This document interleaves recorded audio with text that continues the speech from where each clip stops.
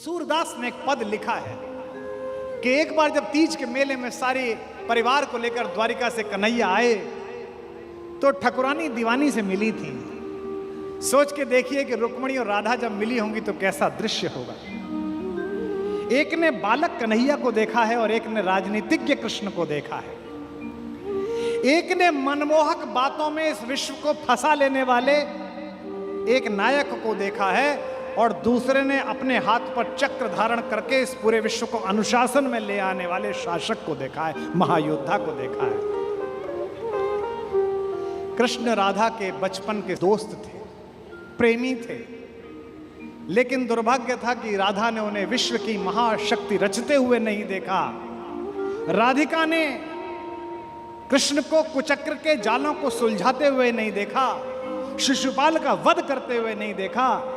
लेकिन रुक्मणी का भी यह दुर्भाग्य कम नहीं है कि उसने तीनों लोगों को मुक्त हस्त से दान देने वाले को दूसरे के घर में चुपचाप घुसकर कुछ चुराते हुए भी देखा। पहले ही दिन राधा से प्रेम का जो प्रदर्शन प्रभु ने किया है,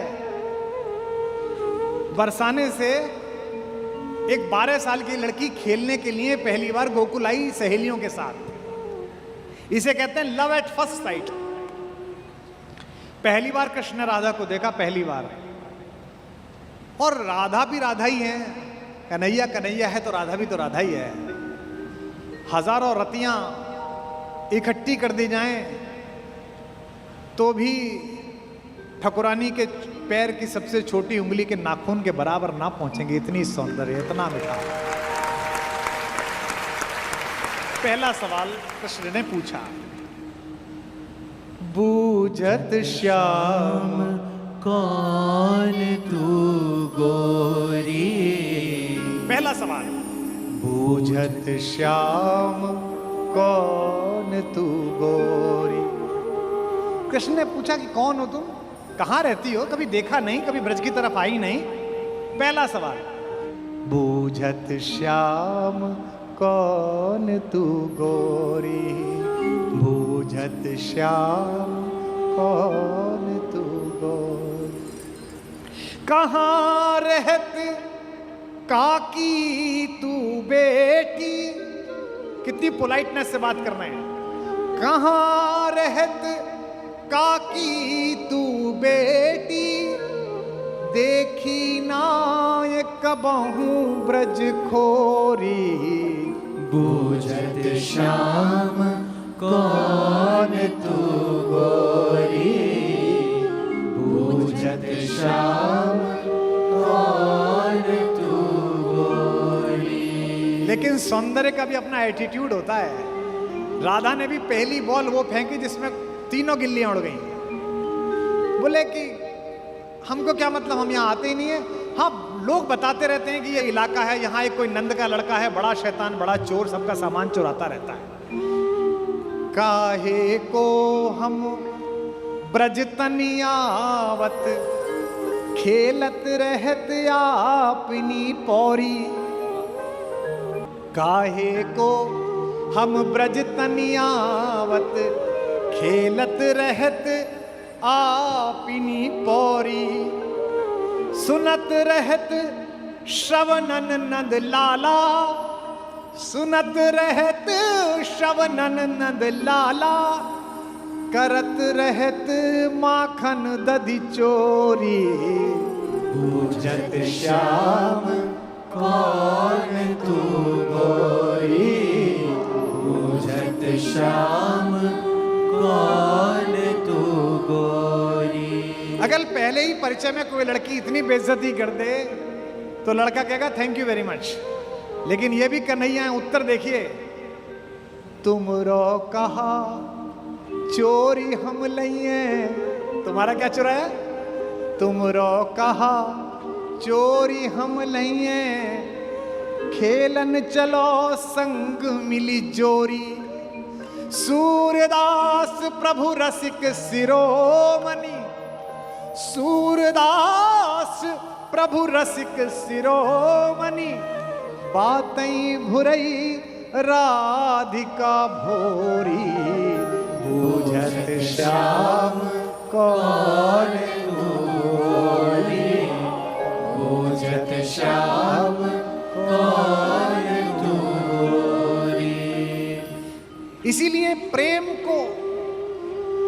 क्योंकि गीत से शुरू करने वाला व्यक्ति जब अपनी सोच की प्रौढ़ता पर पहुंचा तो उसने गीत के आगे अपनी प्रौढ़ता का आकार लगा दिया और गीत कहने वाले ने गीता प्रदान कर दी।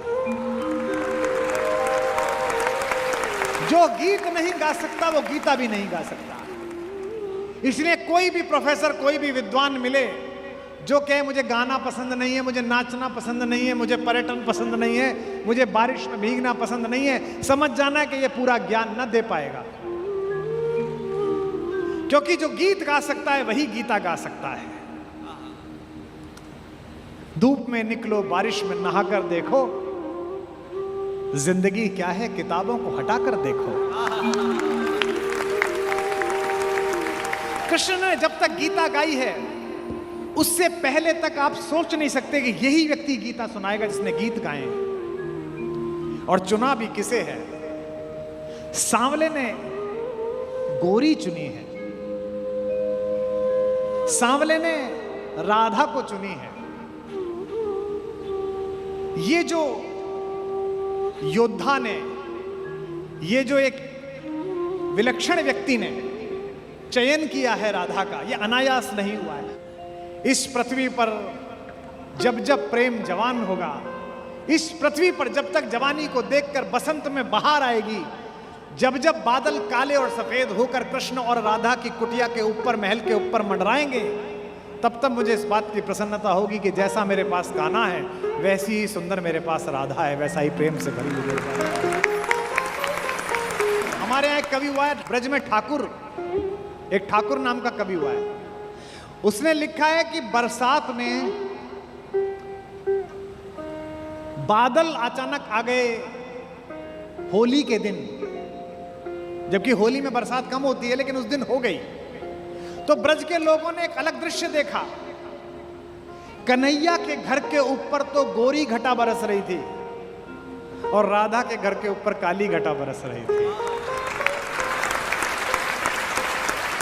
अपने अपने निज गेहन में, अपने अपने घर में, अपने अपने निज गेहन में चढ़े दो स्नेह की नाव पेरी, चढ़े दो स्नेह की नाव पेरी, चढ़े दो स्नेह की नाव पेरी। अंगनान में भीजत प्रेम भरे, समझो बलि में बलि जाम पेरी, समझो लखी में बलि जाम पेरी, समयो लखी में बलि जाम पेरी। कहे ठाकुर दो उनकी रुचि से, रंग द्वय उमड़े दो ठाम पेरी, रंग द्वय उमड़े दो ठाम पेरी। सखी कारी घटा,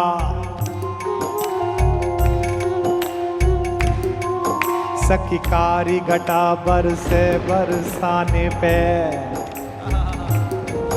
सखी कारी घटा बरसे बरसाने पे, गोरी घटा नंद गांव पेरी, सखी गोरी घटा नंद गांव पेरी, सखी गोरी घटा नंद गांव पेरी, सखी गोरी घटा नंद गांव पेरी, सखी गोरी घटा नंद गांव पेरी। इसीलिए कृष्ण की कथा का प्रतीक शास्त्र समझाने के लिए बैठा हूं। जितना मुझे समझ में आया, मेरी रुचि कन्हैया के माखन चुराने में, चीर चुराने में, मटकी फोड़ देने में उतनी है जितनी होनी चाहिए। इससे आगे की क्या कथा है? कृष्ण के पूरे बचपन में एक जिद चली है, एक संकट चला है काले होने का। ये पश्चिम हमको सिखा रहा है। 1990 तक जो दक्षिणी अफ्रीका के ऊपर राज्य करता था, ये कह के कि ये काले हैं और हम गोरे हैं, ये पश्चिम हमको सिखा रहा है, जिसने कालों को वोट डालने का अधिकार नहीं दिया था इस शताब्दी में। इस देश में हजारों हजार वर्ष पहले हमारे देवता ने अपनी इच्छा के चयन पर गोरा हो जाने के बजाय काला होना स्वीकार किया था, ताकि सभी रंगों को आदर मिल सके।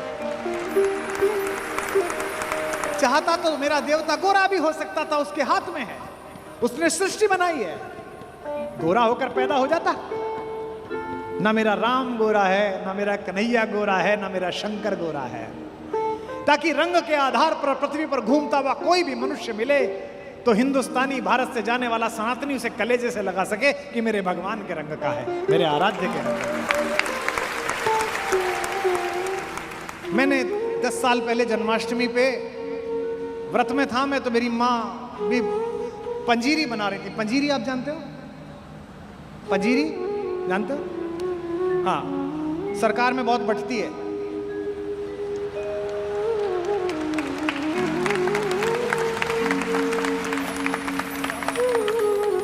हमारे यहाँ तो एक ही बार जन्माष्टमी पर कटती है, सरकार में 365 दिन बंटती है। तो मेरी माँ पंजीरी बना रही थी, वो थाली में डाल के, और फिर जब वो टाइट हो जाती है थोड़ी सी तो उसको काटना। तो मैं भी वहीं बैठा हुआ था, उनसे बतरस कर रहा था। मुझसे बोली कि ये, मैंने कहा चखा तो दो। तो उन्होंने वो जो जिस चाकू से काट रही थी तो मेरी तरफ इशारा कर, जो दूर हटा हाथ, जब व्रत खुलेगा तब मिलेगी, पहले भोग चढ़ेगा। अरे मैंने कहा मैं भी तो कन्हैया ही तुम्हारा, दे दो, इसमें क्या दिक्कत है, घर में ही मौजूद है, वहां कहाँ आ जाओगे।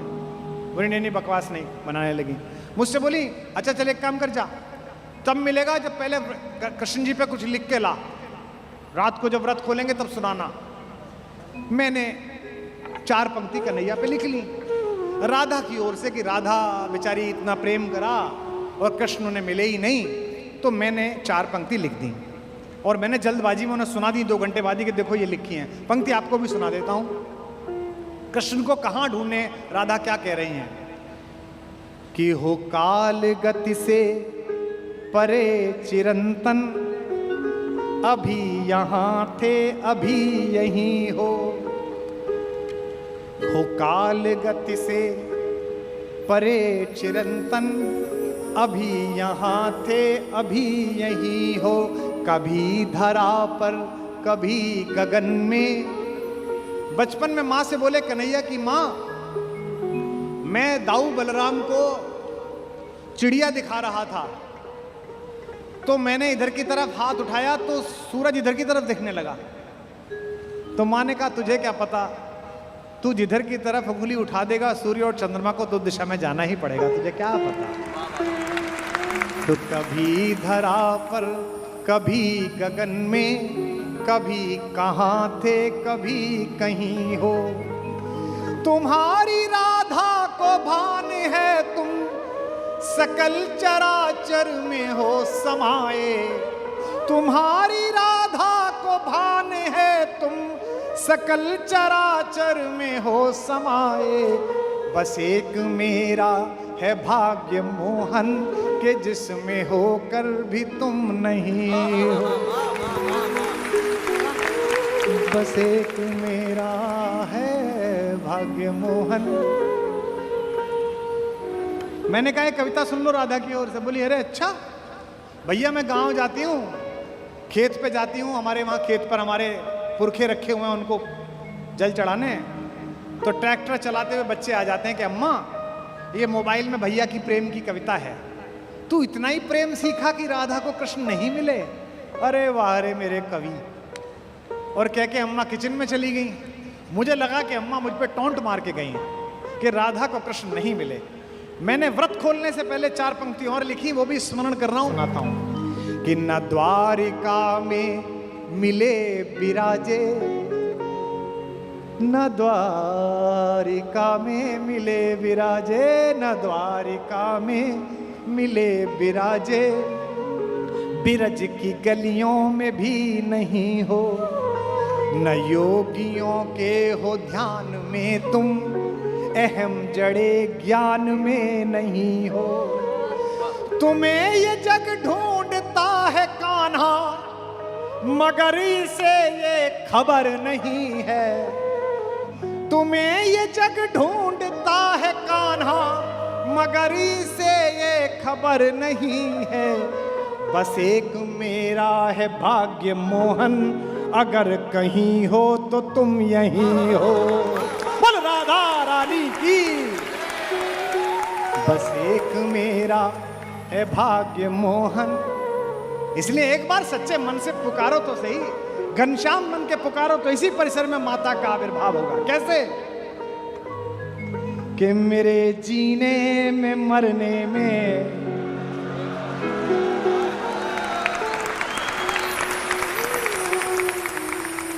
तुम्हारा नाम आएगा।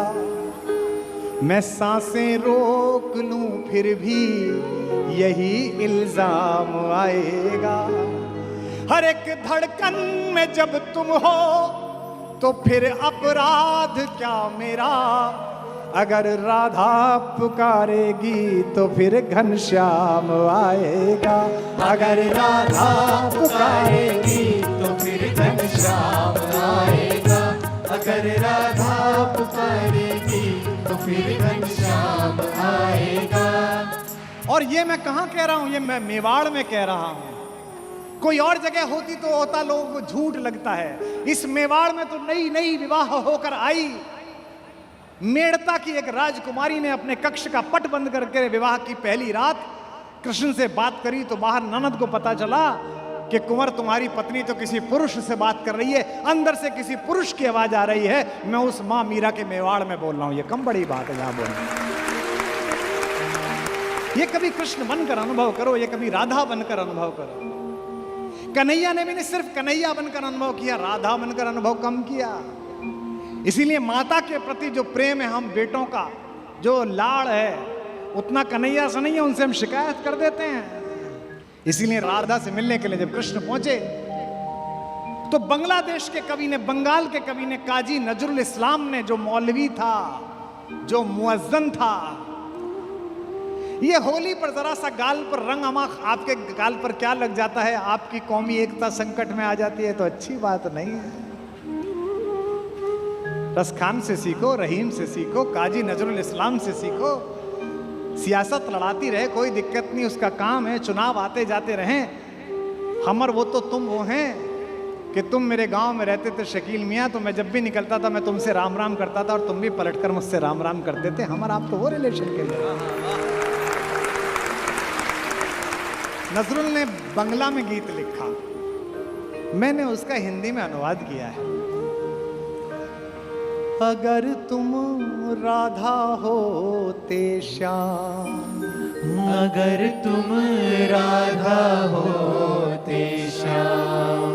महसूस करके देखिए कैसी वेदना है हमारी माँ की। अगर तुम राधा होते श्याम, अगर तुम राधा होते श्याम। मेरी तरह रातों में दिन में, उन्होंने बांग्ला में लिखा, हमारी मौतों दिवसों निसी दिन, मैंने हिंदी करी, मेरी तरह रातों में दिन में जपते श्याम का नाम। अगर तुम राधा होते श्याम, अगर तुम राधा होते श्याम, अगर तुम राधा होते श्याम।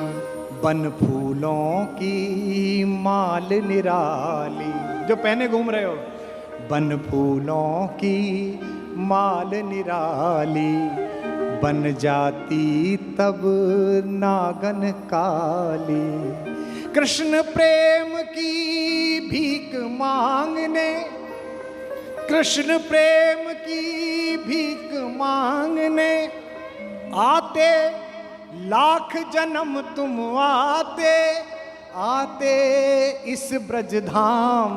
अगर तुम राधा होते श्याम, अगर तुम राधा होते श्याम, अगर तुम राधा होते श्याम। चुपके चुपके चुपके चुपके चुपके चुपके तुमरे हृदय में बसता बंसी वाला।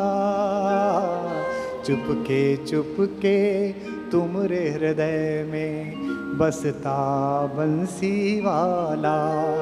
धीरे धीरे उसकी धुन से बढ़ती मन की ज्वाला। पनघट पे तुम नैन लगाए रहते आस लगाए। कारे के संग प्रीत लगाकर, कारे के संग प्रीत लगाकर हो जाते बदनाम। अगर तुम राधा होते श्याम, अगर तुम राधा होते श्याम, अगर तुम राधा होते श्याम। 3 चरित्र और अगला सारा समय केवल इन पर। एक रुक्मिणी और एक राधिका, एक पटरानी और एक दीवानी, और एक दूसरी लुभानी जो चित्तौड़ के किले में नाची, पागल होकर नाची। ये 3 मेरी माएं, और इनको थोड़ा थोड़ा समय, जितना मेरे पास रस है, जितना मेरे पास स्मृति है, मैं आपके माध्यम से देखता हूं। सूरदास ने एक पद लिखा है कि एक बार जब तीज के मेले में सारे परिवार को लेकर द्वारिका से कन्हैया आए तो ठकुरानी दीवानी से मिली थी। सोच के देखिए कि रुक्मिणी और राधा जब मिली होंगी तो कैसा दृश्य होगा। एक ने बालक कन्हैया को देखा है और एक ने राजनीतिज्ञ कृष्ण को देखा है। एक ने मनमोहक बातों में इस विश्व को फंसा लेने वाले एक नायक को देखा है, और दूसरे ने अपने हाथ पर चक्र धारण करके इस पूरे विश्व को अनुशासन में ले आने वाले शासक को देखा है, महायोद्धा को देखा है। कृष्ण राधा के बचपन के दोस्त थे, प्रेमी थे, लेकिन दुर्भाग्य था कि राधा ने उन्हें विश्व की महाशक्ति रचते हुए नहीं देखा। राधिका ने कृष्ण को कुचक्र के जालों को सुलझाते हुए नहीं देखा, शिशुपाल का वध करते हुए नहीं देखा। लेकिन रुक्मिणी का भी यह दुर्भाग्य कम नहीं है कि उसने तीनों लोगों को मुक्त हस्त से दान देने वाले को दूसरे के घर में चुपचाप घुसकर कुछ चुराते हुए भी देखा। रुक्मिणी ने ना माखन चोर देखा, ना बांसुरी देखी, ना उखल से बंधे हुए कन्हैया को देखा, ना गोपिकाओं की शिकायत देखी। उन्होंने क्या देखा? रुक्मिणी ने देखा दुनिया को चलाने वाला कृष्ण, लेकिन गायों को चलाने वाला कृष्ण तो राधिका के हिस्से आया। संस्कृत में गौ के 3 अर्थ हैं, एक इंद्रियां, दूसरा गाय, और तीसरा सूर्य के चारों ओर घूमने वाला समस्त सौर मंडल के ग्रह, उन्हें भी गौ कहते हैं। रुक्मिणी बहुत सौभाग्यशाली है कि पटरानी है, लेकिन कैसी पटरानी जिसके हिस्से न बांसुरी आई न माखन आया। जो मैंने कल कहा था कि कृष्ण ने जाते हुए कुरुक्षेत्र की तरफ अर्जुन से कहा, अरे तू निपट मूर्ख रहा मेरे मित्र, सारी सेना तो ले गया दुर्योधन, तू अकेला मुझे ले चला, माखन ले गया, तू छाछ लेकर जा रहा है। मुस्कुराते हुए अर्जुन ने कहा कि वो पागल था, वो माखन ले गया तो मैं तो माखन चोर को लेके जा रहा हूं, आप सबसे आगे, इसमें कोई दिक्कत नहीं। राधा की जो यात्रा तुमसे प्रारंभ हुई थी और रुक्मिणी की यात्रा आपसे प्रारंभ हुई थी। मैं सबसे पहले आपको राधा और रुक्मिणी के संदर्भ में कुछ पंक्तियां सुनाता हूं, और यह भी मेरे हृदय के एक बिछड़े हुए टुकड़े का सृजन है, जिसे ईश्वर ने आयु कम दी लेकिन यश बहुत दिया। देवल ने राधा पर जो लिखा वो मैंने फिर न सुना। उसने राधा और रुक्मिणी के बीच के संवाद को भी लिखा। मैं पहला राधा रानी पर छंद सुना रहा हूं कि राधा ने त्याग का पंथ बुहारा तो पंथ पे फूल बिछा गया कान्हा, तो पंथ पे फूल बिछा गया कान्हा, तो पंथ पे फूल बिछा गया कान्हा। राधा ने प्रेम की आन निभाई तो आन का मान बढ़ा गया कान्हा, तो आन का मान बढ़ा गया कान्हा, तो आन का मान बढ़ा गया कान्हा। कान्हा के तेज को भा गई राधा तो राधा के रूप को भा गया कान्हा, राधा के रूप को भा गया कान्हा, तो राधा के रूप को भा गया कान्हा। कान्हा को कान्हा बना गई राधा, कान्हा को कान्हा बना गई राधा तो राधा को राधा बना गया कान्हा, तो राधा को राधा बना गया कान्हा, तो राधा को राधा बना गया कान्हा, तो राधा को राधा बना गया कान्हा, तो राधा को राधा बना गया कान्हा। अब राधा पर सुनिए। गोपियां गोकुल में थी अनेक परंतु गोपाल को भा गई राधा, परंतु गोपाल को भा गई राधा, परंतु गोपाल को भा गई राधा। बांध के पाश में, बांध में पाश में नाग नथैया को काम विजेता बना गई राधा, काम विजेता बना गई राधा, काम विजेता बना को प्रेम पीयूष पिला गई राधा, प्रेम पीयूष पिला गई राधा, प्रेम पीयूष पिला गई राधा। विश्व को नाच नचाता है जो, विश्व को नाच नचाता है जो, उस श्याम को नाच नचा गई राधा। उस श्याम को नाच नचा गई राधा, श्याम को नाच नचा गई राधा, श्याम को नाच नचा गई राधा, श्याम को नाच नचा गई राधा। लोगों ने बड़े बड़े ध्यान किए, लोगों ने बड़ी बड़ी तपस्याएं की, लोग बैठे रहे, ग्रंथ पढ़ते रहे, गीता पढ़ते रहे, उनको नहीं मिली, और नाचते नाचते किसे मिला कान्हा। त्यागियों में अनुरागियों में बड़ भागी थी, नाम लिखा गई राधा। बड़े भागी थी, नाम लिखा गई राधा, भागी थी, नाम लिखा गई राधा। रंग में कान्हा के ऐसी रंगी रंग, कान्हा के रंग नहा गई राधा। रंग रंगा गई राधा, कान्हा के रंग रंगा गई राधा। प्रेम है भक्ति से भी बढ़कर, यह बात सभी को सिखा गई राधा। बात सभी को सिखा गई राधा, बात सभी को सिखा गई राधा। संत महंत तो ध्याया किए, और माखन चोर को भाग गई राधा। माखन चोर को भाग गई राधा, माखन चोर को भाग गई राधा, माखन चोर को भाग गई राधा, माखन चोर को भाग गई राधा। अच्छा, अपने अपने श्याम किया था, तो समिति वालों जब ये मंच बनाया, तो भैया मंच बनाया था, तो जब कन्हैया का विग्रह लगाने की सोची थी, तो समिति के किसी आदमी ने नहीं सोची कि इनके साथ माता रुक्मिणी को खड़ा कर दे। और लोग फिर भी कहते हैं कि राधा को कन्हैया नहीं मिले।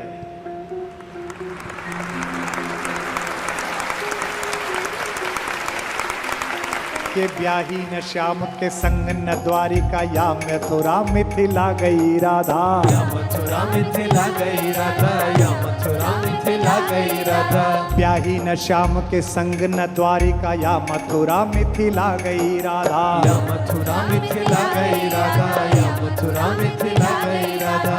पाई न रुक्मणी साधन वैभव,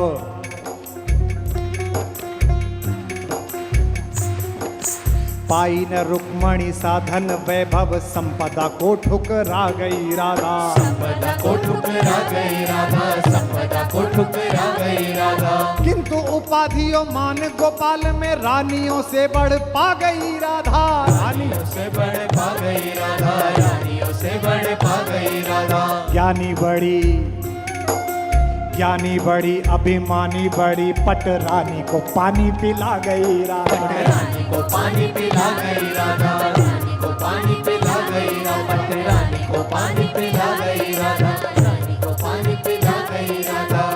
सारे कौरवों को इकट्ठा करके जो कुरुक्षेत्र के मैदान में नाश का साधन बना दे, वो अपनी प्रेमिका को ब्रज से बुला नहीं सकता था। उसने क्या कहा नहीं होगा, उसने क्या भेजा नहीं होगा उद्धव जैसे हरकारों को कि जाके एक बार राधा से कह के आओ कि अब तो द्वारिकाधीश ने महल बनवा लिया है, महारानी आओ यहाँ रहो रुक्मिणी के साथ, अपनी बहन के साथ। लेकिन प्रेम में अना होती है, स्वाभिमान कहते हैं। जिस विश्वविद्यालय का कल मैं जिक्र कर रहा था, दिल्ली में एक ज्ञानियों का विश्वविद्यालय है, उद्धव लोगों का। वहां एक प्रोफेसर मुझसे कह रहा था, भाई साहब आपकी राधा रानी कुछ ज्यादा नाजुक हैं। मैंने कहा कैसे? बोले गोकुल और मथुरा के बीच में एक यमुना है, उसे पार कर लेती, मिल लेती, इतना रोना पिटना कैसे है? मैंने कहा इसका मतलब तूने डिग्री ली है, प्रेम नहीं किया। के हार के श्याम को जीत गई, अनुराग का अर्थ बता गई राधा। अनुराग का अर्थ बता गई राधा, अनुराग का अर्थ बता गई राधा। पीर पे पीर सही पर प्रेम को शाश्वत कीर्ति जगा गई राधा। शाश्वत कीर्ति दिला गई राधा, शाश्वत कीर्ति दिला गई राधा। कान्हा को पा सकती थी प्रिया,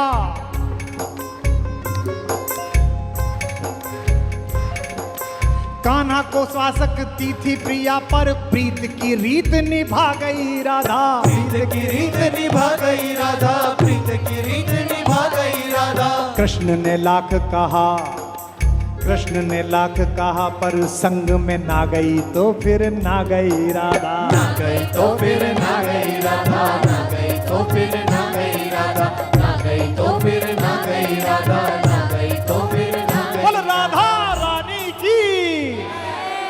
शांति। शांति ऐसे नहीं आती। शांति नहीं तब तक जब तक सुख भाग न नर का सम हो, नहीं किसी को बहुत अधिक हो, नहीं किसी को कम हो। ये कहा अर्जुन ने, लेकिन युधिष्ठिर ने नहीं मानी, बड़े भैया ने नहीं मानी। ये जो बड़े भैया लोग होते हैं बड़े शांतिपूर्ण होते हैं। शांति शांति शांति। हर घर में कुछ युधिष्ठिरों की आवश्यकता भी है, लेकिन हर घर में ऐसे लोगों की आवश्यकता है कि अगर कोई निर्लज्ज कुलवधू के आंचल पर हाथ डालने की कोशिश करे तो वो बिना बड़े भैया से पूछे अपना गांडीव उठा ले और अपनी गदा उठा ले। ऐसे लोगों की आवश्यकता है। कृष्ण ऐसे ही हैं जो अपनी समीक्षा का अवसर देते हैं। हस्तिनापुर के दरबार में खड़े हुए कृष्ण, जिनकी भगवत्ता के विषय में स्वयं जानते हैं द्रोणाचार्य, स्वयं जानते हैं पितामह भीष्म, स्वयं जानते हैं धृतराष्ट्र, उसके बाद भी वो भ्रम पैदा करते हैं कि मुझसे युद्ध किया जा सकता है, मुझे बांध सकता है। क्योंकि दुर्योधन को वह दुर्बुद्धि का संकेत देने की क्रिया भी भगवान की है। आप सब जानते हैं कि बचपन में एक बार कृष्णा अर्थात द्रौपदी अर्थात यज्ञसेनी, जो यज्ञ की अग्नि से निकली थी, जिसके शरीर में सुगंध आती थी, भारतीय स्त्रियों के इतिहास की सबसे दीपित चरित्र है द्रौपदी। इस देश को इस समय अबलाओं की आवश्यकता नहीं है। अपने केशों पर अगर कोई निर्लज्ज हाथ डाल दे तो उसकी छाती फाड़ देने का साहस पैदा करने वाली द्रौपदियों की आवश्यकता है। भगवान यूं तो शांति लेने के लिए गए थे। जब खाना खाने लगे और पांडवों ने कहा, युधिष्ठिर ने विशेष रूप से कहा, माधव मैं युद्ध नहीं चाहता, आप जाना और कहना बस 5 गांव हमें दे दें, हम 5 भाइयों को हम काम चला लेंगे। माधव ने कहा, बड़े भैया जो आपने कहा है वही होगा। लेकिन माधव तो युद्ध ही चाहते थे। माधव चाहते थे कि एक बार निरंकुश शासकों के छोटे छोटे राज्य विगलित हों और एक अखंड विश्व में अखंड भारत का निर्माण हो, भारत की एक अखंड श्रृंखला का निर्माण हो। शांति ऐसे नहीं आती। शांति नहीं तब तक जब तक सुख भाग न नर का सम हो, नहीं किसी को बहुत अधिक हो, नहीं किसी को कम हो। ये कहा अर्जुन ने, लेकिन युधिष्ठिर ने नहीं मानी, बड़े भैया ने नहीं मानी। ये जो बड़े भैया लोग होते हैं बड़े शांतिपूर्ण होते हैं। शांति शांति शांति। हर घर में कुछ युधिष्ठिरों की आवश्यकता भी है, लेकिन हर घर में ऐसे लोगों की आवश्यकता है कि अगर कोई निर्लज्ज कुलवधू के आंचल पर हाथ डालने की कोशिश करे तो वो बिना बड़े भैया से पूछे अपना गांडीव उठा ले और अपनी गदा उठा ले। ऐसे लोगों की आवश्यकता है। और समय पर ये गांडीव और गदा नहीं उठे तो मान लेना कि समाज में महाभारत प्रतीक्षा कर रहा है। पृथ्वी लाशों से पटेगी, कोई नहीं रोक सकता। शांति लेने के लिए गए। कृष्णा ने भोजन कराया, द्रौपदी ने भोजन कराया। भोजन कराने के बाद निर्वासन की कुटिया से कृष्णा बाहर आई और हाथ धुलाने लगी माधव के। तो उसने कान्हा से पूछा कि कान्हा, याद है तुम गर्मी की छुट्टी में हमारे घर आए थे? कृष्ण ने कहा, याद है कृष्णा, तुम मुझसे चौसर में हार गए थे। कृष्ण ने कहा, याद है कृष्णा, मैंने तुमसे कहा था कि मैं इस हार का कुछ लूंगी, जिसे कहते हैं ना O2 अंग्रेजी में, I owe to। तो द्रौपदी ने कहा, कृष्णा ने कहा, You owe to me, तुम्हारा मुझ पर उधार है। एक वादा उधार है, एक कसम उधार है, एक शपथ उधार है। और वादा कैसे तोड़ देते, वचन को कैसे भंग कर देते कृष्ण? क्योंकि मैंने पहले भी बताया था कृष्ण कुछ अलग नहीं है। कृष्ण भी तो उसी खानदान का कंटिन्यूएशन है जो ये कहता है कि रघुकुल रीति सदा चली आई, प्राण जाई पर वचन न जाई। भी तो वही है, बस सूर्य से चंद्र में आए हैं, इतना ही तो हुआ है। मुस्कुराते हुए कृष्ण ने कहा, मांग क्यों मांगती है? आज क्यों मांगती है? बोले यही समय है। हस्तिनापुर क्यों जा रहे हो? कृष्ण ने कहा, अरे अंदर बात नहीं सुनी, बड़े भैया कह रहे थे शांति लेने जा रहा हूं, जाओ शांति लेके आओ। द्रौपदी ने कहा, तुम्हें उस हारी हुई बाजी की शपथ देती हूं, युद्ध लेकर लौटना। यह तो कृष्ण को पता ही था कि युद्ध मिलेगा, लेकिन शठ को, मूढ़ को, दुष्ट को अंतिम समय तक समझाना आवश्यक है, ताकि विश्व भर को, समाज को संदेश जा सके कि यह तो पिटने का ही अधिकारी था। किसी मूर्ख को, किसी जड़ को, किसी पापी को, लगातार बदतमीजी करने वाले किसी व्यक्ति को आपको पता हो और आप सड़क पर पीट दो तो 4 लोग उसके समर्थन में खड़े हो जाएंगे, क्यों इस भले आदमी को मार रहे हो। लेकिन वो लगातार बदतमीजी गली में करे, मोहल्ले में लगातार गुंडई करे, उससे पूरा मोहल्ला परेशान हो, और एक दिन कोई लड़का जिसकी जवानी ठीक से फूटी हो वो पकड़ के उसे थपड़िया दे और छाती पे घुटना रख के बैठ जाए तो लोग कहेंगे सही पिटाई हुई इसकी, ऐसी योग्य था। दुर्योधन पिटना है, दुर्योधन की मृत्यु तय है, ये तो तय है। लेकिन कृष्ण जगत को भी बताना चाहते थे।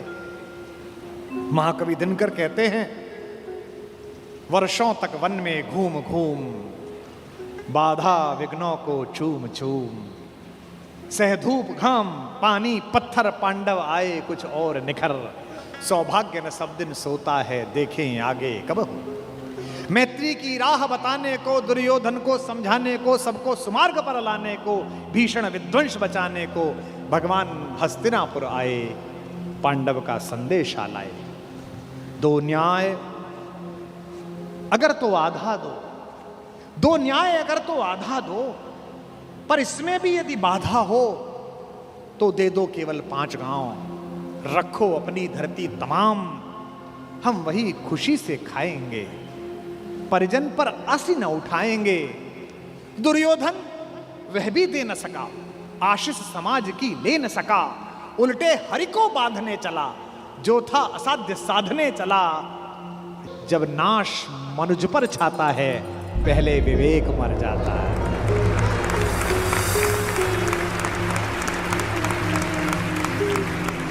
जब नाश मनुज पर छाता है, पहले विवेक मर जाता है। हरि ने भीषण हुंकार किया, अपना स्वरूप विस्तार किया, डगमग डगमग दिग्गज बोले, भगवान कुपित होकर बोले, जंजीर बढ़ाकर साध मुझे, हाँ हाँ दुर्योधन बांध मुझे। यह देख गगन मुझ में लय है, यह देख पवन मुझ में लय है, मुझ में विलीन झंकार सकल, मुझ में लय है संसार सकल। अमृत फूलता है मुझ में, संघार झूलता है मुझ में, उदयाचल मेरा दीप्त भाल, भूमंडल वक्षस्थल विशाल, भुज पर बंद को घेरे हैं, मैनाक मेरु पग मेरे हैं, दीप्ते जो ग्रह नक्षत्र निखर, सब हैं मेरे मुख के अंदर।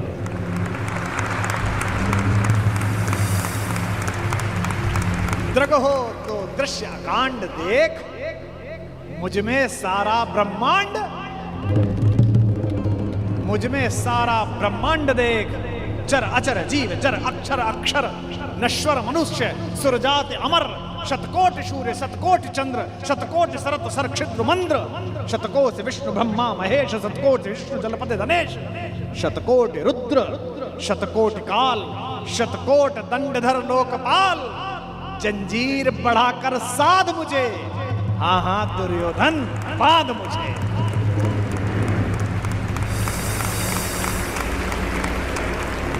ओ लोक अतल पाताल देख, गत और अनागत काल देख। यह देख जगत का आदि सृजन, यह देख महाभारत का रण, मृतकों से पटी हुई भू है, पहचान कहां इसमें तू है। अंबर में कुंतल चाल देख, पद के नीचे पाताल देख, मुट्ठी में तीनों काल देख, मेरा स्वरूप विकराल देख।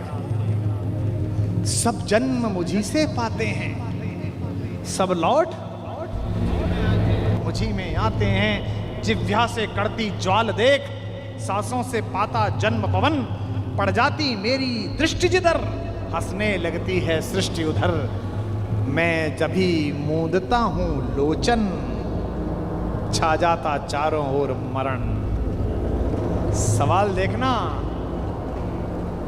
बांधने मुझे तो आया है, जंजीर बड़ी क्या लाया है। यदि मुझे बांधना चाहे मन, पहले तो बांध अनंत गगन। और ये 2 पंक्ति भगवान का भरत वाक्य, सूने को साध न सकता है, वह मुझे बांध कब सकता है। यह जो उद्घोष है, कहां बंधा कन्हैया, ये कौन कह रहा है इतना बड़ा दृश्य दिखाकर, जिसमें पिता में भीष्म जैसा ज्ञानी भी मूर्छित हो गया। केवल एक बचा देखने वाला, केवल एक ने देखा। किसने? विदुर ने। धृतराष्ट्र तो मन की आंखों से महसूस कर रहे होंगे, पर विदुर ने वो साक्षात दृश्य देखा जिसके घर का साग खाकर गए थे। ये जो कन्हैया है, जो दुर्योधन को देखने का अवसर भी नहीं देता, जो कहता है कि अगर विश्व को साध सकता है, शून्य को साध सकता है, तो मुझे बांधना। यही कन्हैया यशोदा के आंगन में यमलार्जुन के बीच में रस्सी से बंधा हुआ एक पहर तक रोता रहता, मैया अब खाली कर दे, अब छोड़ दे, अब नहीं चुराऊंगा, बड़ा हो तो ऐसा और छोटा हो तो ऐसा। इसी का नाम कन्हैया है। अर्जुन के जीतने में एक ही रोड़ा है, एक ही व्यक्ति है जिससे माधव को भी लगता है कि ये शक्तिशाली रहा तो मेरा दोस्त, मेरा भाई युद्ध हार सकता है। भगवान ने उसे कितने प्रेम से टैकल किया है। राजनेताओं को सीखना चाहिए, कृष्ण से कूटनीति सीखनी चाहिए। जब संधि फेल हो गई और युद्ध लेकर माधव लौटे, तो विदुर के घर पर सुबह ही सुबह कुछ मेहमान आए, कृष्ण से मिलने आए। हम भी कहीं ठहरते हैं तो नगर के लोग मिलने आ जाते हैं, महत्वपूर्ण लोग मिलने आते हैं कि कुमार विश्वास है, तो हम सब कवियों से मिलने लोग आते हैं। तो विदुर के द्वारपाल ने कहा कि अंगराज कर्ण आए हैं। विदुर ने पूछा कि क्या मुझसे मिलना चाहते हैं? उनसे कहिए राज्यसभा में मिले, अब मैं अपने अतिथि के साथ व्यस्त हूं। और अतिथि भी कौन? माखन चोर। द्वारपाल ने कहा जी नहीं, वो आपसे मिलना नहीं चाहते, वो आपके अतिथि से मिलना चाहते हैं। कृष्ण ने कहा उन्हें आदरपूर्वक अंदर लेकर आओ। कर्ण आए, कर्ण ने प्रणाम किया। युद्ध में दुर्योधन की पराजय हुई हो, चाहे कुछ भी हुई हो, महाभारत के जिन चरित्रों में से एक चरित्र पर मैं अंदर तक फिदा हूं, उनमें से एक कर्ण भी है। क्या योद्धा है, क्या अद्भुत। हाँ। कृष्ण मुस्कुराए। कर्ण के चेहरे पर दुख और पश्चाताप का भाव था। कर्ण ने हाथ जोड़कर कहा, माधव, मैं कल राज्यसभा में आपके साथ हुई बदतमीजी के लिए अपने मित्र दुर्योधन की ओर से आपसे क्षमा मांगने आया हूं। भगवान ने कहा, ईश्वर तुम जैसा मित्र सबको दे, जो इतने बड़े अपराध के बाद भी क्षमा मांगने के लिए आ जाता है। ऐसा मित्र सबको मिले। कर्ण ने कहा कि अगर आप मुझे थोड़ा सा भी माधव प्रेम करते हैं तो मेरे मित्र को क्षमा कर दीजिए। उसने गलती की, उसे दूत के साथ ये व्यवहार नहीं करना चाहिए था, और आप जैसे दूत के साथ तो सोचना भी नहीं चाहिए था। भगवान ने कहा मैं उसे माफ कर दूंगा, लेकिन एक शर्त है कर्ण। अंगराज ने कहा कि इसी क्षण मैं आपको अंग प्रदेश का राज्य दे देता हूं, मेरा शरीर ले लीजिए, पर मेरे मित्र को माफ कर दीजिए। कृष्ण ने कहा, शरीर देने की इतनी उतावली में मत आओ अंगराज, समय तय हो चुका है, सबको देना पड़ेगा, तुमको भी देना पड़ेगा। पक्का तय है। कर सकते हो तो इतना करो, अब मैं वापस पांडवों के पास जा रहा हूं, हस्तिनापुर की सीमा तक मुझे छोड़ के आओ। उसने कहा, इससे बड़ा सौभाग्य का होगा कि मैं आपको छोड़ने चलूं? आइए मेरे रथ में बैठिए। कृष्ण ने कहा कि ठीक है, मैं तुम्हारे रथ में बैठ जाता हूं। आपकी कार में कोई बहुत बड़ा आदमी बैठने लगे तो कभी भी ड्राइवर से गाड़ी मत चलवाना। ड्राइवर से कहना, तू नीचे उतर, सवार बहुत बड़ा है, अब ड्राइव मैं करूंगा, गाड़ी खुद चलाना सदा। कर्ण ने अपने चालक से कहा कि नीचे उतर, इस रथ पर त्रैलोक्य का स्वामी बैठने वाला है, ड्राइव मैं करूंगा। और कर्ण तो ड्राइवर का ही लड़का है, सूत पुत्र है, उसको तो आता ही है रथ चलाना, वो रथ चालक का बेटा है। कर्ण रथ चलाने लगा। भगवान पीछे से उतरकर कर्ण के पास आकर बैठ गए। और थोड़ी देर बाद उसका रथ छोड़कर उसे अपने रथ पर बिठा लिया। वहां भी वही रथ चलाने लगा। अब भगवान ने उससे बातचीत शुरू की। देखिए कितने बड़े कूटनीतिज्ञ हैं ये कन्हैया, दिखते भोले हैं लेकिन परम चालू। इनको पता था कि एक ये आदमी है जो फजीता करेगा, इसका मनोबल तोड़ो। पहली बार कर्ण को यह पता चला जो भेद उन्होंने बताया। हरि बड़े प्रेम से कर धर कर ले चढ़े उसे अपने रथ पर। रथ चला परस्पर बात चली, शमदम की टेढ़ी घात चली। शीतल हो हरि ने कहा हाय, अब शेष नहीं कोई उपाय। कर्ण अब कुछ बचा नहीं, हो विवश हमें धनु धरना है। अब तो हमें यह धनुष उठाना पड़ेगा, क्षत्रिय समूह को मरना है। मैंने कितना कुछ कहा नहीं, विषबाण कहां तक सहा नहीं। पर दुर्योधन मतवाला है, कुछ नहीं समझने वाला है। चाहिए उसे बस रण केवल, सारी धरती की मरण केवल। ये जो अहंकार है कि मैं कुछ नहीं दूंगा, क्या बोला दुर्योधन 5 गांव माने पे? सूच्यग्रम नैव दास्यामि बुना युद्धे न केशवः। हे केशव, तुम 5 गांव मांगते हो, मैं सुई की नोक के बराबर भी जमीन नहीं दूंगा। हे वीर तुम ही बोलो अकाम। बिना पार्शल हुए बोलना। कर्ण से पूछ रहे हैं क्या वस्तु बड़ी थी 5 ग्राम? 5 गांव ही तो मांगे थे, वह भी कौरव को भारी है, मत गई मूढ़ की मारी है। दुर्योधन को बोधूं कैसे, इस रण को अवरोधूं कैसे? सोचो क्या दृश्य विकट होगा रण में जब काल प्रकट होगा। बाहर शोणित की तप्त धार, भीतर विधवाओं की पुकार। निशस्त्र विशस्त्र बिल्लाएंगे, बच्चे अनाथ हो जाएंगे। चिंता में क्या और करूं, शांति को छिपा किस ओट धरूं। सब राह बंद मेरे जाने, अब पासा फेंका।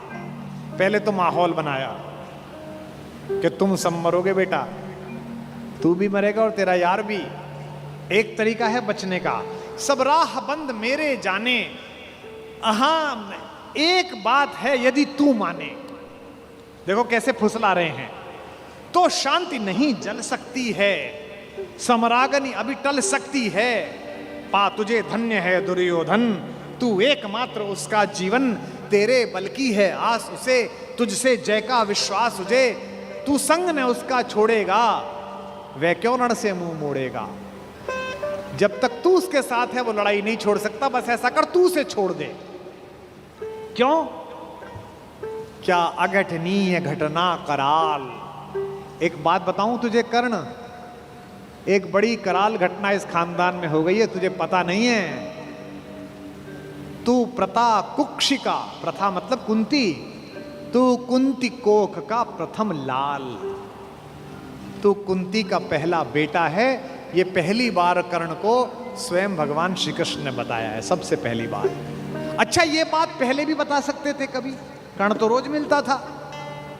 जब 14 साल का वनवास था तब बता देते, नहीं। अगर तुरुप का इक्का आ जाए तो शुरू में मत फेंको, बचा के रखो, फाइनल टेबल पे काम आएगा।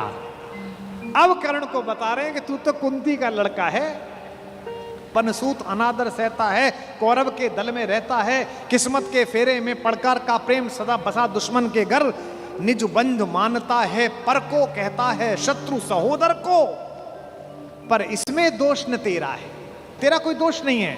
अब कहा मान इतना मेरा, अब इतनी मान, चल होकर संग अभी मेरे, जहां 5 भ्राता तेरे। कहते हैं एक काम कर, अब मेरे रथ पे से उतरी मत, अब मैं हाँक रहा हूं और सीधा वहीं जाकर रुकेगा जहां तेरे 5 भाई हैं।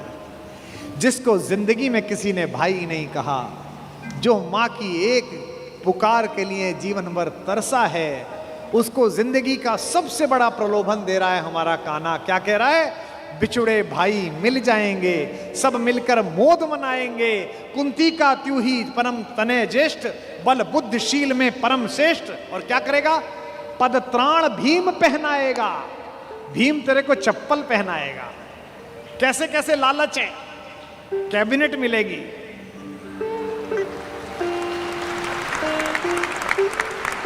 और उसमें भी कोई छोटा मोटा मिनिस्टर नहीं, सीधा ही प्राइम मिनिस्टर। पद त्राण भीम पहनाएगा, हैं? धर्मादिप युधिष्ठिर चमर डुलाएगा। तेरे दरबार के बाहर कौन खड़े होंगे? पहरे पर पार्थ प्रवर होंगे। जो तेरा दुश्मन है, तेरा छोटा भाई अर्जुन, ये तो तेरा एनएसजी कमांडो बनेगा। पहरे पर पार्थ प्रहर होंगे, सहदेव नकुल अनुचर होंगे। सब लोग तुझे पहचानेंगे, असली स्वरूप को जानेंगे। खोई मणि को जब पाएगी, आखिरी दाव जो मारा है, खोई मणि को जब पाएगी, कुंती फूली न समाएगी।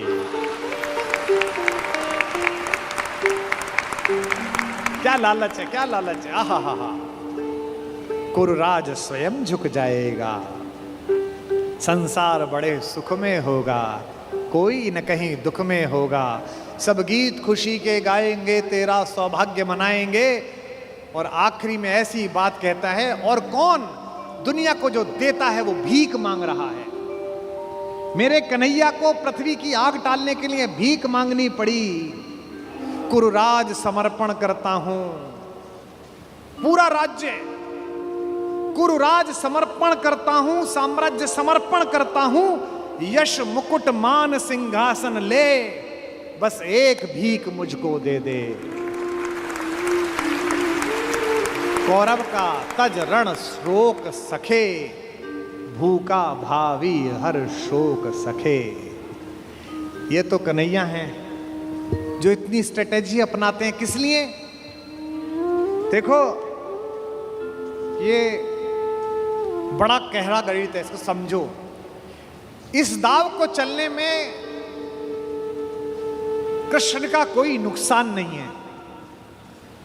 अगर कर्ण इधर आ जाता तो महाभारत समाप्त हो जाती। और एक ऐसा योद्धा जो सुबह दोपहर शाम इसी बात की कसम खाता था कि अर्जुन को मारना है, इन पांडवों को मारना है, इसके कलेजे में ये बात डाल दो कि ये तेरे भाई हैं, तो जब युद्ध लड़ेगा तो थोड़ा तो हाथ कांपेगा, थोड़ा तो दिल के अंदर कुछ धुक धुक पैदा होगी। शत्रु की मानसिकता को कमजोर करना, शत्रु की मानसिकता पर प्रहार करना, ये काम है। लेकिन कृष्ण की इस कथा में थोड़ा स्मरण कर्ण का भी कर लो कि उस जैसा कोई आदमी भी पैदा नहीं हुआ जो इतनी सारी चीजों को ठुकरा दे और खुल के कह दे, ए ऋणी कर्ण का रोम रोम, जानते सत्य यह सूर्य सोम। तन मन दुर्योधन का है, यह जीवन दुर्योधन का है। और दो पंक्ति जो कही है कर्ण ने, मैं उसकी दृढ़ता को और उसके समर्पण को प्रणाम करता हूं। सुरपुर से भी मुख मोड़ूंगा, केशव मैं उसे न छोड़ूंगा।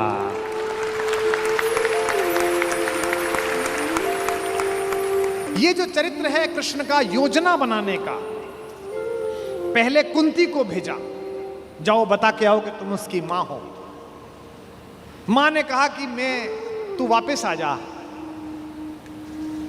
तो उसने एक वरदान दिया मां को। मां ने कहा, अभिलाष लिए तो बहुत बड़ी आई थी, पर आस नहीं अपने बल्कि लाई थी। था एक भरोसा यही कि तू दानी है, अपनी अमोघ करुणा का बड़ा अभिमानी है। उसने भी कहा, मां मैं तुझे वचन देता हूं कि तेरे 5 बेटे जीवित रहेंगे।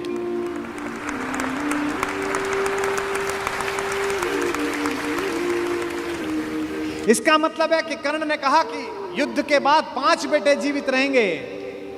अर्जुन के अलावा किसी पर हथियार नहीं उठाऊंगा। अर्जुन मिलेगा तो छोड़ूंगा नहीं। अर्जुन मर गया तो युद्ध समाप्त करवा दूंगा, तब भी तेरे 5 बेटे जिंदा रहेंगे। खुलकर कहूंगा ये मेरी मां है। और अगर अर्जुन का दाव चल गया मां, तो तुझे पता और मुझे पता कि हम मां बेटे हैं, तेरे 5 बेटे जिंदा रहेंगे। जा मां, मैं तुझे वरदान देता हूं। तू दान दान रही किंतु क्यों माता, पुत्र ही रहेगा सदा जगत में दाता। मैं ही देता रहूंगा। दुनिया तो उससे सदा सभी कुछ लेगी, पर क्या माता भी उसे कभी कुछ देगी। मैं एक कर्ण अतएव मांग लेता हूं, बदले में तुझको 4 कर्ण देता हूं। छोड़ूंगा मैं तो कभी नहीं अर्जुन को, तोड़ूंगा कैसे स्वयं पुरातन प्रण को। पर अन्य पांडवों पर मैं कृपा करूंगा, पाकर भी उनका जीवन नहीं हरूंगा। और जिन्होंने महाभारत पढ़ी है उन्हें पता है कि जब कर्ण सेनापति बना उस दिन उसने चारों पांडवों को 5 बार पकड़ के छोड़ दिया। भीम तो उसके रथ के आगे आके नृत्य करने लगा, गुस्से में रोता हुआ कि मुझे अपमानित करके छोड़ता है, मैं क्षत्रिय हूं, मेरा वध कर, मुझे मार दे। और गालियां बकने लगा, तू सूत का पुत्र है, तुझे क्या पता कैसे लड़ा जाता है। भीम के रथ को तोड़ दिया अपने तीरों से कर्ण ने। उसी कर्ण को इन्होंने, जो पीछे खड़े मुस्कुरा रहे हैं, बिना शस्त्र के मरवा दिया। उसके हाथ में कोई धनुष नहीं और मरवा दिया। अर्जुन से कहा मार, अभी मार। आपको लग सकता है कि ऐसा क्यों हो गया? यही कृष्ण हैं जो कूटनीति को इस प्रकार नियोजित करते हैं कि उसका तर्क भी साथ साथ देते हैं। रश्मिरथी में मेरे पिता में, मेरे बाबा, हमारे खानदान के बड़े दिनकर कहते हैं कि विपद में कर्ण को यो ग्रस्त पाकर, सराशनहीन अस्तव्यस्त पाकर, जगाकर पार्थ को भगवान बोले, खड़ा क्या देखता है मौन भोले। सराशन तान, बस यही अवसर, यही है, तान मार इसको, घड़ी फिर और मिलने की नहीं है। विषख कोई बाण, बाण कोई गले के पार कर दे, अभी ही शत्रु का संहार कर दे। क्या कह रहे हैं कृष्ण? सोचो क्या कह रहे हैं। धर्म की धुरी लाने वाले, जिन्होंने पैदा होने से पहले यह कहा था कि भैया जब जब धर्म की हानि होगी तब तब मैं आऊंगा। यदा यदा ही धर्मस्य ग्लानिर्भवति भारत अभ्युत्थानम अधर्मस्य तदात्मानम सृजाम्य। हम धर्म की स्थापना के लिए आए हैं और निहत्ते को कह रहे हैं मार मार मार। ये क्या है? ये अधर्म है कि धर्म है? अब मैं तर्क दे रहा हूं कृष्ण की ओर से, जो कृष्ण ने उस समय तर्क दिए होंगे। कहते हैं श्रवण कर विश्व गुरु की देशना यह, विजय के हेतु आतुर ऐषणा यह। सहम उठा जरा कुछ पार्थ का मन, विनय में ही मगर बोला अकिंचन। नरोचित किंतु क्या यह कर्म होगा, मलिन इससे नहीं क्या धर्म होगा। हंसे केशव वृथा हट ठानता है, अभी तू धर्म को क्या जानता है। कहूं जो पाल उसको धर्म है ये, मैं जो कह रहा हूं वो कर। हनन कर शत्रु का सत्कर्म है ये। क्रिया को छोड़ चिंतन में फंसेगा, उलटकर काल तुझको ही गसेगा। ये जो हमको सिखाते हैं कि हम दूसरे की सीमाओं का अतिक्रमण करके घर में जाके ना मार के आए, इनको पूछो कि जिस समय हिंदुस्तान के चौराहों पर बम फटते थे, इनको पूछो कि जम्मू कश्मीर में जाते हुए हमारे सीआरपीएफ के जवानों के मुंह पर मतदान के समय जाते हुए ये लफंगे चांटे मारते थे। इनको पूछो कि पड़ोसी के भीख मिले हथियारों से हिंदुस्तान की मां बेटियों को आतंकित करने वाले और केसर की क्यारी में बारूद भरने वालों को सीमा के अंदर पार घुस के मारा जाए कि ना मारा जाए। देश का एक एक बच्चा कहेगा कि मारा जाए। नहीं, जब पार्थ को देखा सुधरते, हृदय में धर्म का टुक ध्यान धरते, समय के योग्य धीरज को संजोकर कहा राधे ने गंभीर होकर। अब कर्ण बोला, हर पापी, हर अनाचारी, हर दुष्ट जिसने दुष्टता में साथ दिया है वो ज्ञान देने लगता है। भूल गया अर्जुन के कौन ज्ञान दे रहा है। अर्जुन के अंदर भक्ति, मनुष्यता, भावना सब पैदा हो गई। नरोचित धर्म का कुछ काम तो लो, बहुत खेले जरा विश्राम तो लो। फंसे रथ चक्र को जब तक निकालूं, धनुष धारण करूं, प्रहरण संभालूं। रुको तब तक चलाना बाण फिर तुम, हरण करना कर सको यदि प्राण तुम। नहीं अर्जुन शरण में मांगता हूं, समर्थित धर्म से रण मांगता हूं। कर्ण कहता है कि धर्म से युद्ध करो। कृष्ण मुस्कुराए कि बेटा अब फंसा के, अब मैं तुझे धर्म समझाता हूं, है ना। उपस्थित देख हो न्यायार्थ हरि को, निहारा पार्थ ने हो खिन्न हरि को। अर्जुन का तो सॉफ्टवेयर हैंग हो गया। इसे मारूं कि ये जो कह रहा है धर्म वो पालू। और जब सॉफ्टवेयर हैंग हो जाए तो क्या करना चाहिए? जब तुझसे ना सुलझे तेरे उलझे हुए धंधे, भगवान के इंसाफ पर सब छोड़ दे बंदे। खुद ही तेरी मुश्किल को वो आसान करेगा, जो तू नहीं कर पाया वो भगवान करेगा। उपस्थित देख यो न्यायार्थ अरिको, निहारा पार्थ ने हो खिन्न हरिको, मगर भगवान किंचित भी न डोले। अभी तक तो हंस रहे थे, मुस्कुरा रहे थे, करते मार। जैसे ही कर्ण ने धर्म बोला, भगवान के अंदर से आग निकली। कुपित हो वज्र सी यह बात बोले, प्रलापी ओ उजागर धर्म वाले, बड़ी निष्ठा बड़े सत्कर्म वाले, मरा अन्याय से अभिमन्यु जिस दिन, कहां पर सो रहा था धर्म उस दिन।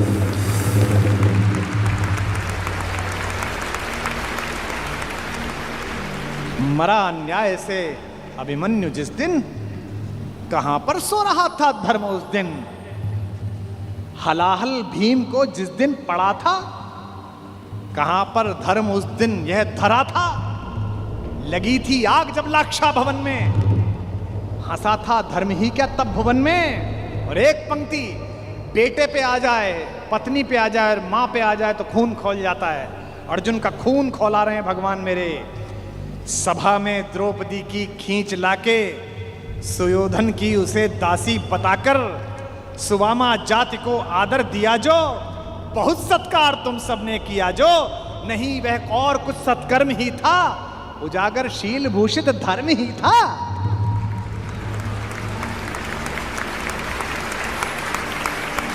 जिस दिन एक रजस्वला बेबस महिला को बाल से खींचकर तेरे दोस्त का नीच छोटा भाई लाया था, और तेरे उस तथाकथित मित्र ने अपनी जंघा पर हाथ मारा था कि यहां बैठेगी, उसी दिन तय हो गया था कि इस जंघा पर धर्म युद्ध के खिलाफ चोट पड़ेगी। जो युद्ध जानते हैं वो सब जानते हैं, जुए में हार कर धन धाम जिस दिन, हुए पांडव यति नष्काम जिस दिन, चले वनवास को तब धर्म था वह, शकुनियों का नहीं अपकर्म था वह। और कोई अपकर्म नहीं होता। कटी से नीचे प्रहार करना अधर्म है, लेकिन दुर्योधन की जंघा तोड़ी भीम ने, कोई नहीं। ये जो रणनीतिकार कृष्ण है।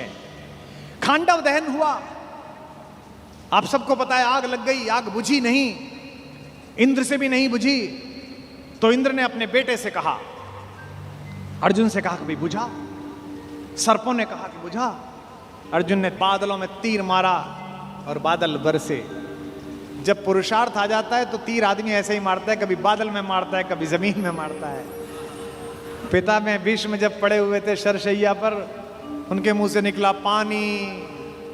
कोई सोने के मटका लाया, कोई चांदी के मटके लाए, उन्हें अर्जुन की तरफ देखा कि पड़पोते पानी। अर्जुन ने तीर मारा पृथ्वी पे।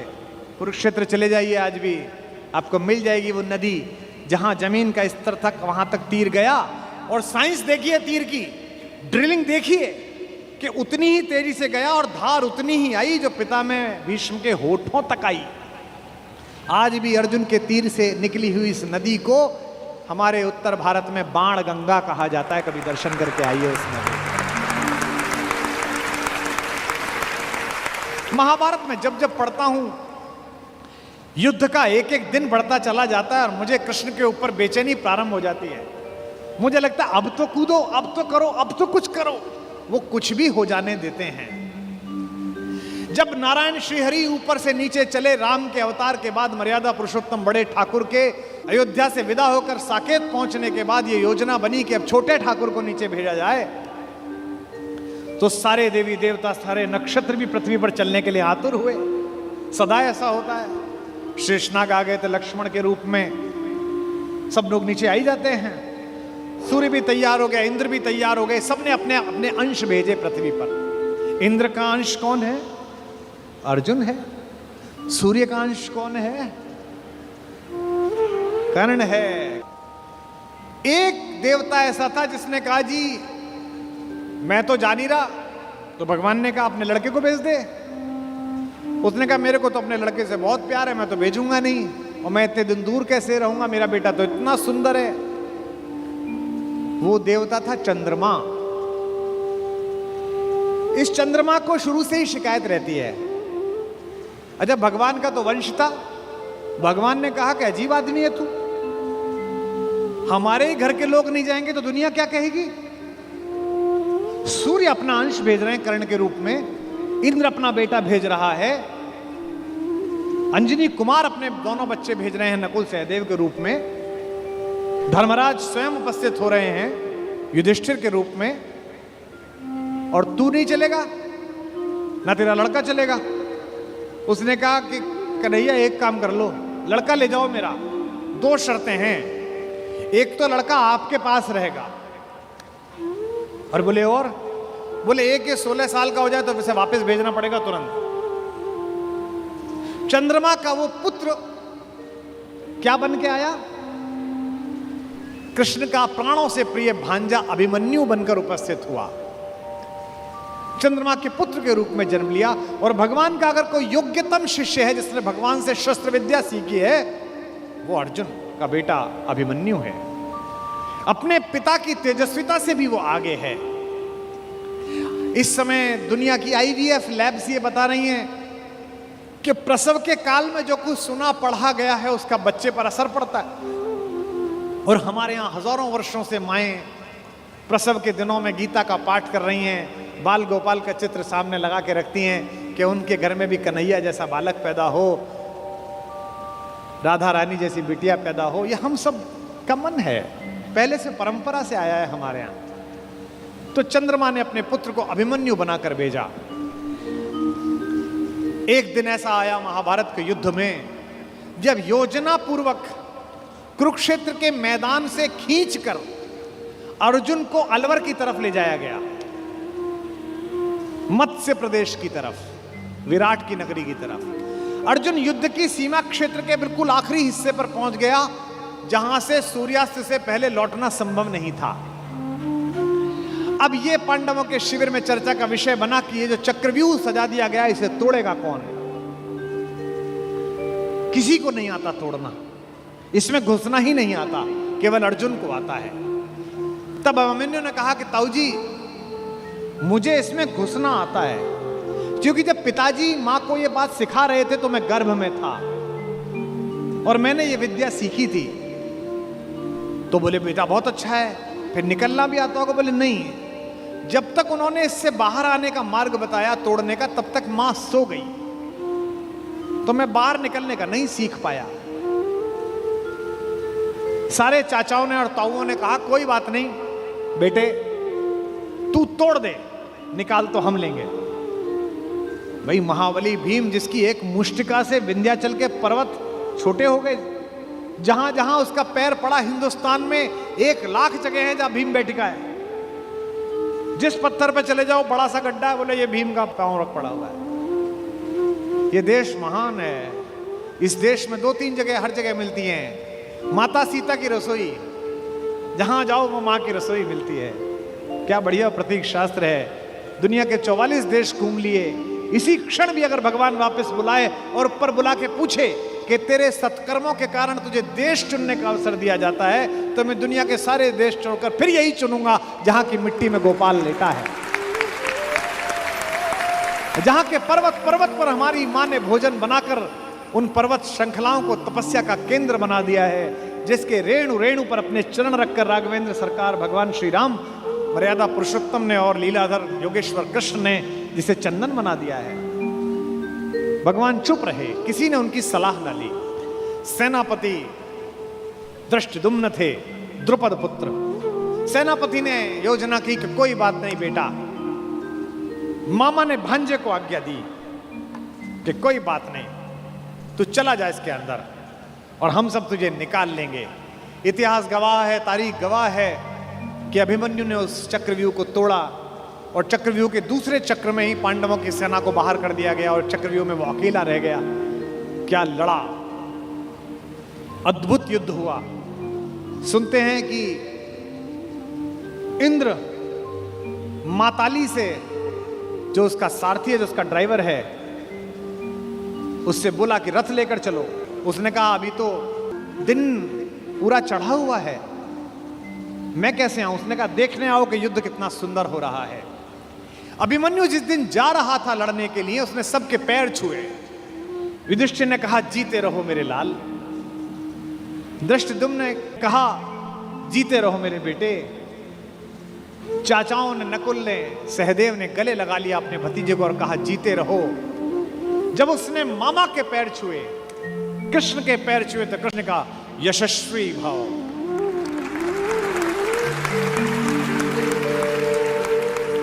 जब अभिमन्यु शिविर से बाहर निकला और कृष्ण